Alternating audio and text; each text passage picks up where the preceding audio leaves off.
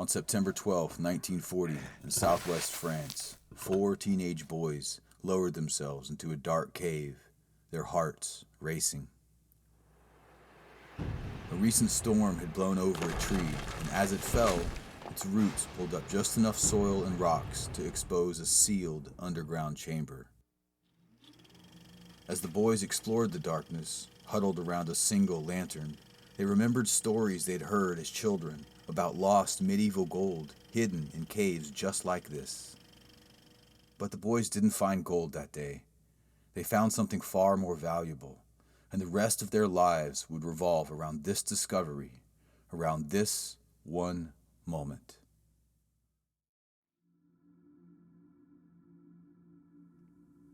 The boys had found a sealed prehistoric cave full of gigantic, stunningly well-preserved ancient paintings of animals like oryx, deer, bison, and most of all, horses. There were also bizarre signs and symbols that called out with mysterious meaning. On the floor were stone fat lamps, bone tools, and ancient paint kits, untouched for thousands and thousands of years.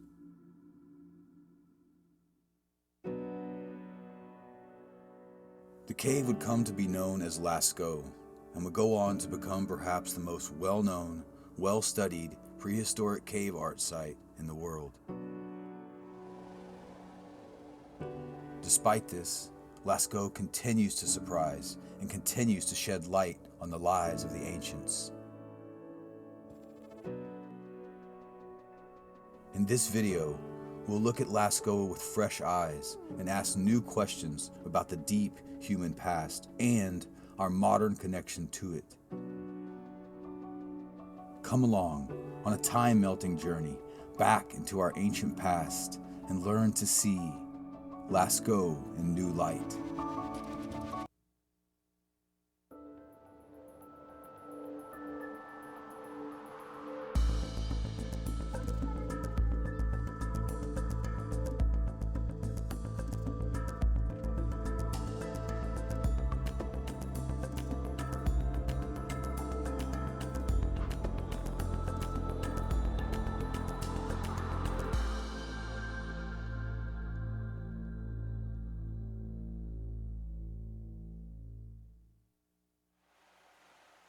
Today, this valley is a lush woodland centered around the beautiful, spring-fed Vizère River, and during the summer, it's a tourist hotspot for water activities like swimming and canoeing. There's also tons of caves and rock shelters throughout this valley, many of which contain prehistoric paintings, drawings, and engravings like those of Lascaux. But it hasn't always been this way here. 21,000 years ago, when experts believed the paintings, drawings, and engravings of Lascaux were created, the Vizère Valley was a very different place, and the people that lived here were adapted to a very cold environment, with winter conditions lasting for 8 or 9 months of the year. Groups like the one that created Lascaux were semi-nomadic, meaning they didn't have permanent settlements, but moved across the landscape according to seasonal patterns and the behavior of animals. It was a different world, with animals like steppe horses, snowy owls, steppe bison, ancient predators like the Eurasian cave lion, and vast herds of reindeer roaming the landscape. Despite the fact that they lived so long ago and in such a different natural environment, the people of Lascaux were just like us, both in body and mind. They would have had complicated social and psychological lives, just as we do, and we're going to see how complicated their cultural lives were as we explore the cave. What the boys had found was more than an archaeological revelation. It was evidence that ancient Europeans lived much more complicated lives than previously thought. They were painters, builders. They were believers.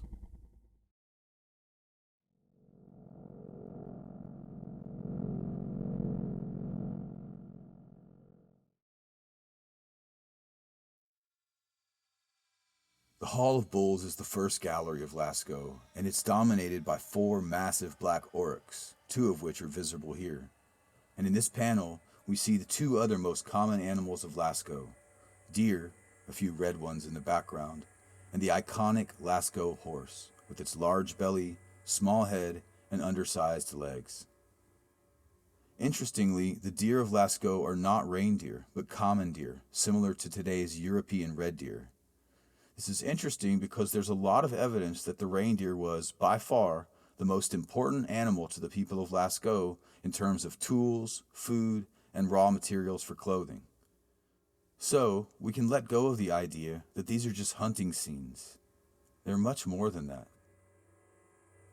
It's also important to remember that all of these animals are wild, including the horses, as the domestication of animals didn't occur until much later in the human story. One of the things that makes Lascaux so special is that animal depictions of this size are very rare in prehistoric cave art across the world and throughout time. Usually, individual animal depictions are no larger than about 1 or 2 meters across. This is because one person can, with little or no pre-planning, create depictions of this size by themselves. You just need the materials and the idea. But some of the individual animal depictions at Lascaux are more than 5 meters across. It's a much different artistic and cognitive task to create animal depictions of this size, especially if you want them to be undistorted, because of course you can't see the entire figure as you work on specific parts of it.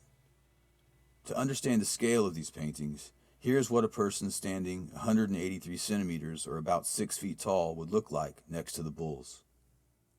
Because of the massive size of these paintings, prehistorians believe that their creation likely involved pre-planning and probably required a lot of practice. With mineral pigment on stone, there is no erasing and there are no redos. So it's likely that panels like this were created by masters of the craft, individual painters who had spent years developing their skills and then in a grand recital fixed the images in time and stone on the cave walls. But something else catches your eye when you look at this frieze. The animal on the far left. What is it? This is the famous unicorn of Lascaux, which experts believe was meant to represent an imaginary animal that existed in the human mind and not in the natural world. It might even be a combination of animal parts from different animals, which will become important later. For now, we should just take it as a sign that the images of Lascaux are more than just hunting scenes and are not limited by the rules of reality. They are limited only by the human imagination.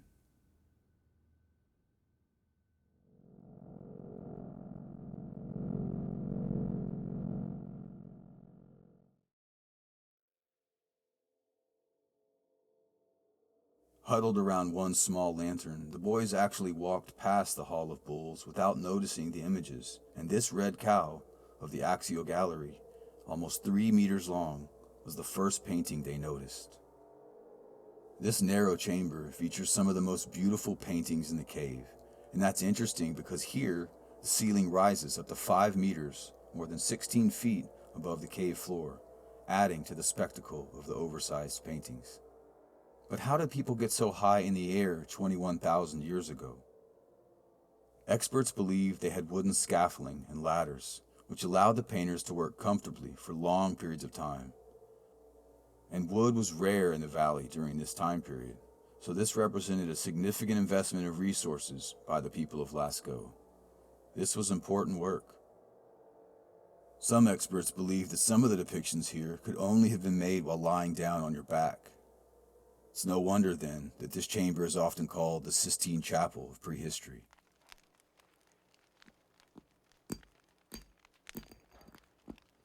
It's also important to recognize just how much paint was used here, and how difficult the task of producing and distributing so much mineral pigment would have been.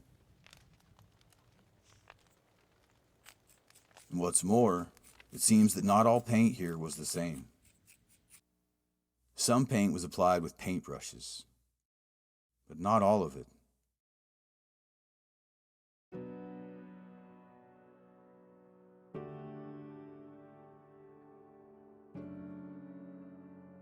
These are the famous Chinese horses, some of the most beautiful and iconic paintings of Lascaux. Look at the black mane of the horse on the right. This mane was not painted on with a brush, but was created by blowing paint through a small hollow tube, often crafted from bone or wood. These were not crude instruments. They allowed for precision control. And in the case of the Chinese horses, this was done on the roof of the cave. How skilled they must have been to be able to blow liquid paint through a hollow tube upside down onto the ceiling. Presumably, you would need different paint for brushing than you would for blowing through a tube. So now we can picture the society that created Lascaux as having woodworkers building the scaffolding, paint makers mixing and distributing the paint, and of course the accomplished master painters performing their masterworks. There's also the issue of lighting, which we'll discuss later. What this means is that we can start to think of Lascaux not only as a marvel of ancient art and culture, but also as a marvel of ancient technology.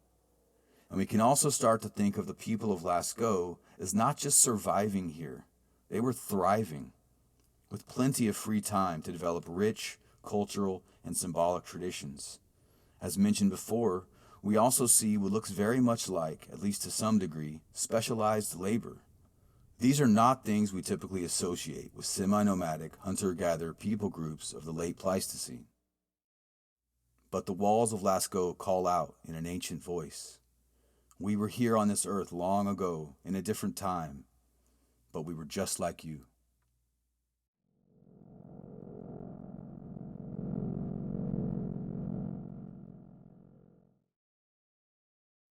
When the boys looked up at the apse in 1940, it looked like it does today, like a plain, white, natural dome. But for the people of Lascaux, standing under this dome would have been a surreal visual experience. That's because this ceiling was covered in hundreds of colorful individual signs, symbols, and depictions. How do we know? Because they were not only painted but also carved into the stone, and though the paint has almost entirely washed away, the carvings remain. Scientists have identified more than 1,500 individual carvings in this room. But as mentioned, these fascinating and mysterious figures have all but vanished from the cave of Lascaux itself. But there is one place in the world where you can see some of them.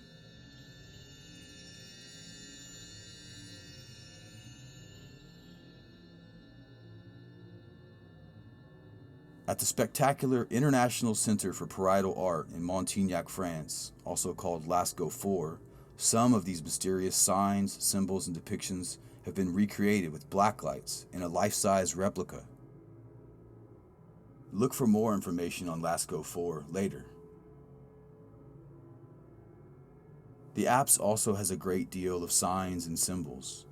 And what these symbols mean is one of the great mysteries of Lascaux, and it's likely we'll never know. But we can be confident that they are a form of non-representative graphic communication.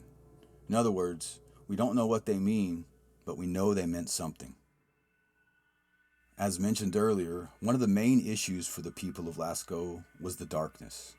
How did they see well enough to make such large, beautiful paintings and carvings in the blackness of the cave? More than 150 crude stone lamps were found in Lascaux, which are made by finding a flat stone that can hold a little solid or liquid animal fat and adding a wick, usually made out of tree bark or mushrooms. This holds a flame about the size of a modern candle. It's difficult to imagine how spectacular this room must have been back then, with hundreds of signs, symbols, and depictions all around, lit by the glow of dozens of small flickering flames. And while the apse was probably the most visually impressive chamber in Lascaux, it was almost certainly not the most important.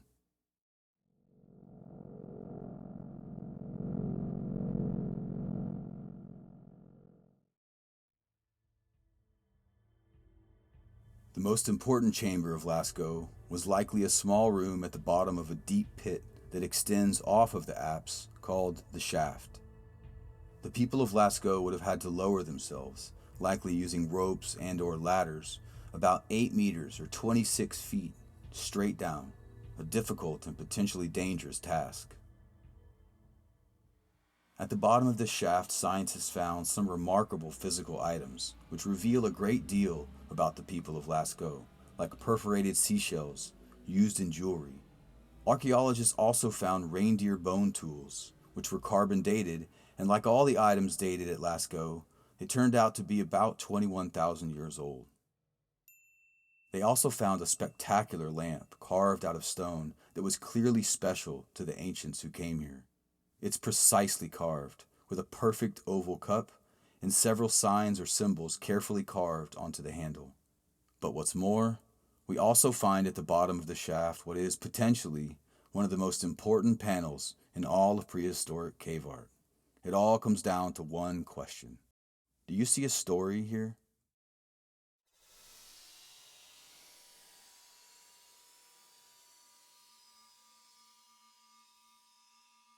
The woolly rhinoceros depiction on the left, which is interestingly the only one in the cave, appears to be unconnected, but many experts believe that on the right something is going on between the man and the bison.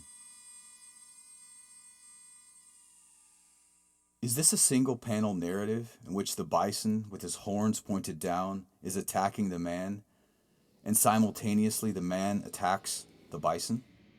And it seems clear that the bison has been mortally wounded. Was he wounded by the man and his weapon, which can be seen on the ground nearby? Are these symbols the projectiles the man was using? Is the story we are being told something to the effect of the man kills the bison while, in the same encounter, the bison kills the man? Of course, with no direct cultural or linguistic connection to the people of Lascaux, it's likely we'll never be able to test ideas like this scientifically. But despite that, when you look at this panel, it's hard not to see some sort of narrative component fused into the images. At around 21,000 years old, is this the oldest recorded story in the world? Much has been made of the man's head, the head of a bird, and often this has been interpreted as a man wearing a mask, perhaps as a part of an ancient ceremony or ritual. But it's also possible, perhaps more intriguingly, that it could represent an imaginary being like the unicorn from the Hall of Bulls, which has the body of a man and the head of a bird. We know that other similar figures exist, such as the 35,000-year-old Lion Man of Hohenstein-Stadel, and while we can't be sure if either of these is meant to represent a human in a mask or a mythical imaginary being, we can say confidently that ancient people of the deep past were very interested in and compelled by fantastic, reality-twisting images. The first surrealists were ancients, not moderns, and surreal imagery appears not to be something new, but a basic aspect of what it means to be human.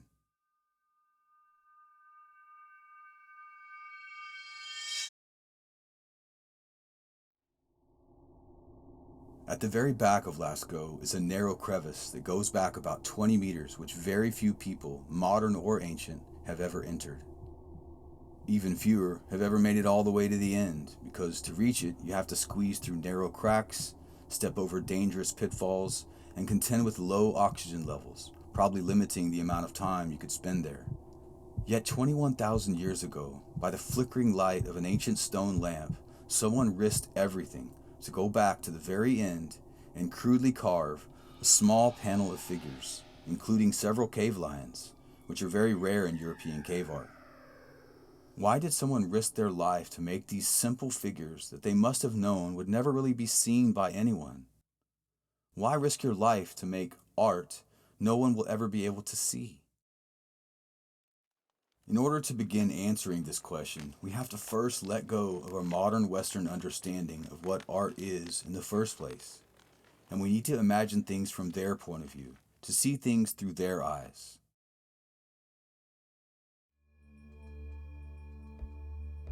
For many ancient people groups, art was not just art, but actively influenced and affected the real world.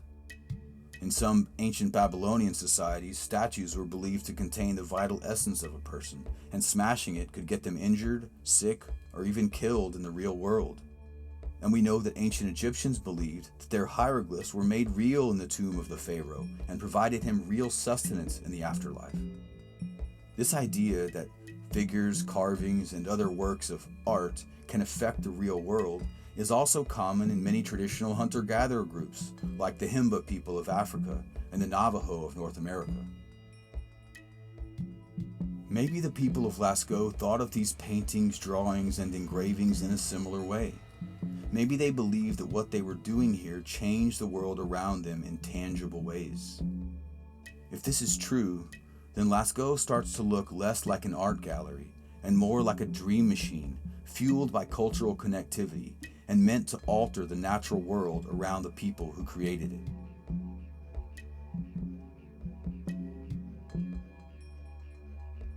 We have seen that the people of Lascaux had rich cultural and symbolic lives and were masters of their cold weather environment, thriving, not just surviving. We have seen that they were masters of technology and social organization, and we have seen that they loved to twist reality into surreal images, and that maybe Lascaux represents their dreams made real.